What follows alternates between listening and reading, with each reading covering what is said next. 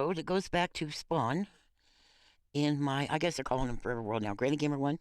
This isn't one chunk. I took a break from that because, well, I wanted to see what was going on. Well, I remember where my pumpkin farm was, way off over there on a bridge.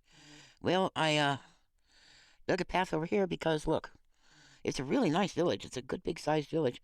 The problem is it's up and down all these mountains. And that means, well, for one thing, the villagers are having a heck of a time with pathfinding.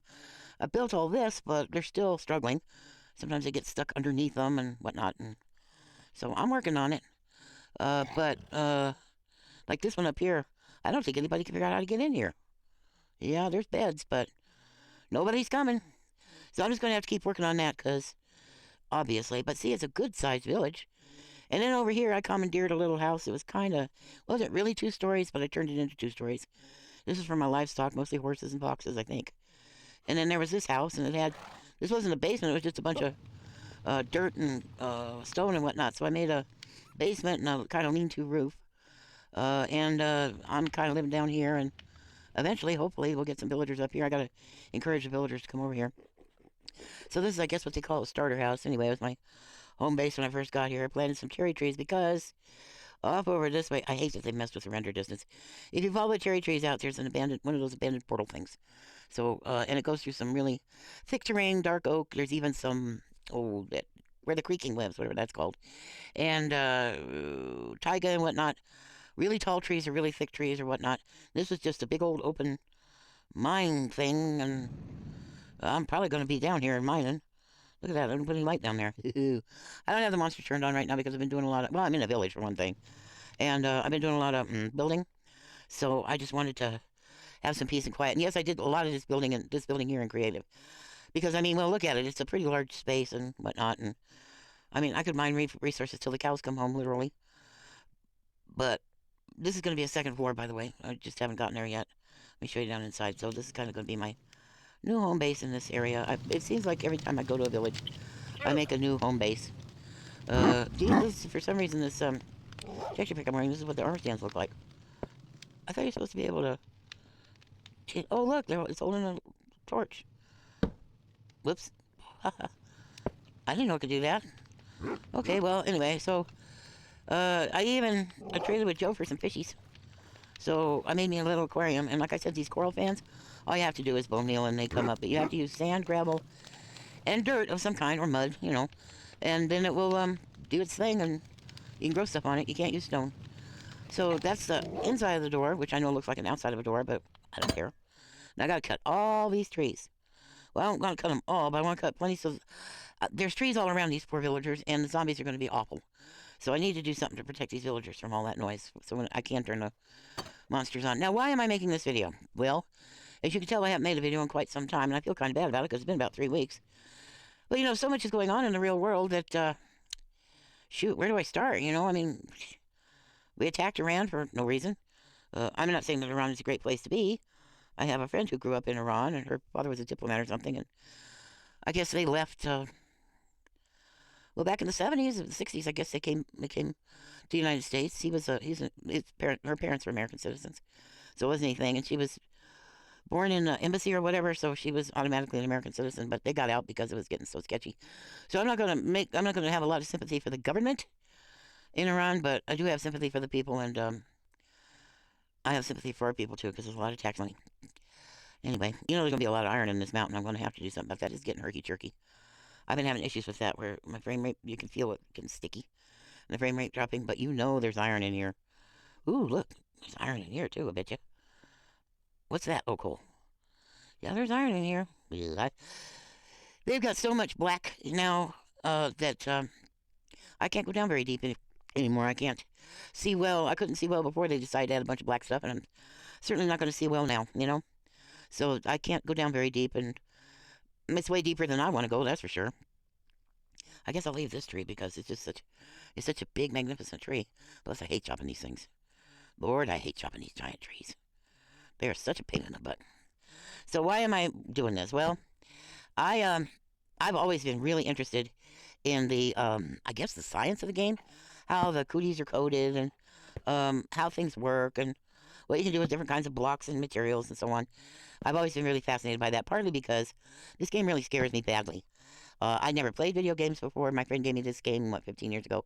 The only game I'd ever played was stuff like Centipede, and Dad bought a copy of, oh, what's the one where Pong, where you play ping pong on your television? He bought a copy of that one Christmas, and Dad was a techno geek, so anything like that, he had to get it. So I didn't know anything about this. Is very immersive. My body gets very confused because I'll have a panic attack or something. My body thinks I'm actually in real physical danger, and the game will make me sick. So that's a problem. Yeah, I want to keep this big old tree. Was that the path? No, that wasn't the path. I want to find that path again. Anyway, so I've always been really interested in the details of the game because the more you know about a thing, the less frightening it is, right? Because you understand it and you can plan and you can decide what you're going to do to take care of yourself around it. So that's always been sort of my philosophy regarding Minecraft. As soon as I discovered there were tutorials, there wasn't back in the day. There wasn't anything like there wasn't a wiki to teach you how to do stuff. Yeah, this is a path back. There wasn't a wiki, so you couldn't like look stuff up. You just had to either know it or somebody had to teach it to you, or you had to figure it out for yourself, pretty much. So I'm gonna give myself. Wait a minute, put these in here, and I'm gonna repair this. Hello, there we go. Yeah, I got enough stuff. Okay. Um, So if you were going to learn something, you had to learn it by doing it, or you had to learn it by talking to somebody or asking them about it, or there wasn't an easy way to find out. They just threw you into the world and said, "Okay, good luck," which I always found well, it's amusing, but dang. So you'd get attacked by something, and you wouldn't know what to do, and like when you first came into Minecraft, you didn't even know there were going to be monsters at night. You didn't know. You didn't know about falling down. You didn't know about lava. You didn't know about anything. So it was real easy to screw up, and hardly anybody survived their first night. And that's when the first tutorials I discovered were False Source Junior. And then after that, I branched out and finally found Zoomofoid. And Zuma approached it as science. He'd really do little experiments and stuff to see how stuff really worked instead of. He hated gossip and he hated people making up how things work instead of actually knowing. He has no patience for that. He wants to know how a thing works for real. So he'd study it. Or if and when people would talk to him about it, he'd ask people at Minecraft. And this is back before Minecraft was owned. It was just Minecraft. There was no Microsoft being involved in it or anything like that. Okay, I'm gonna get over here and do this now. So if you wanted to learn the game, you had to do it the hard way. That's what I'm saying. So I've always been really interested in learning as much as I could about everything. And there's a lot of stuff to learn here, and some of it doesn't have anything to do with logic. Obviously, look, I cut down a log. Why didn't the tree fall down? Although you can get mods to do that now, but I kind of actually like it. Another thing, from studying Paul Source Jr., Paul used to get mad at people for leaving. He called them UFOs when you don't cut all the tree down. When you leave stuff just floating, he hated that. He had no patience with that nonsense. I can't take that one down because it's got things on it. So I know an awful lot about the game. I know an awful lot about the game. But you got to know that was what. I know a lot about the fundamentals. I know a lot about the fundamentals of the game. Um, how to make charcoal, and I know that doesn't sound like a big deal, but a lot of young people today don't know that you can make charcoal. They think you have to have coal so you can have torches. They don't know that it's dangerous to go underground. They don't know that the dark is dangerous. So there's a lot of stuff to learn, and it was a lot less scary when when I knew that I could protect myself from certain things. And that's true in real life too, of course. So it's just my nature. Having lived in a really unpredictable childhood and environment, it's always been interesting to me to learn stuff because I feel safer if I know stuff. Okay, so since I've been back on, I've stopped playing for about 11, 12 years, I guess.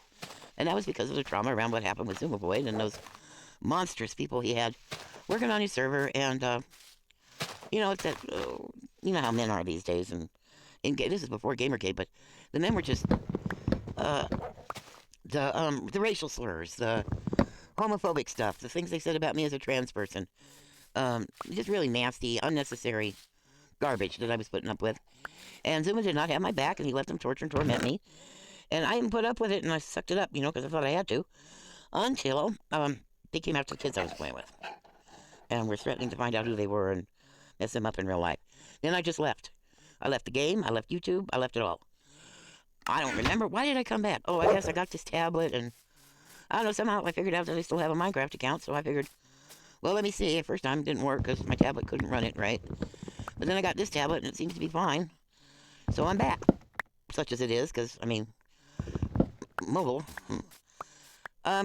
Now, what do I do? I mean, the game has changed immensely. When I was last year, it was, let's see, they just had that ocean thing, where they done the ocean update and that stuff. Oh, hold on, I have to cough. I will kill you. Like, dislike, share, comment, subscribe, or the dog gets it.